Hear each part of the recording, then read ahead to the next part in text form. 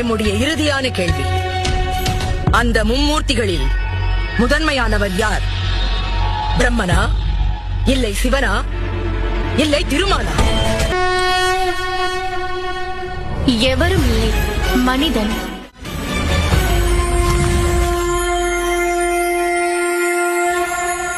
எவர் ஒருவரிடம் கருணை உள்ளதோ அவர் பிரம்மனுக்கு சமம்.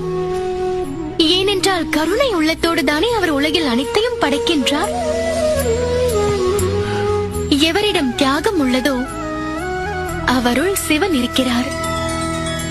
அதுபோலத்தான் எவரிடத்தில் கண்ணியம் இருக்கின்றதோ திருமால் அவரிடத்தில் குடிகொண்டுள்ளார். மூன்றும் எவரிடம் நிறைந்துள்ளதோ அவர்தான் நீங்கள் கூறிய மும்மூர்த்திகளை காட்டிலும் உயர்ந்தவர்.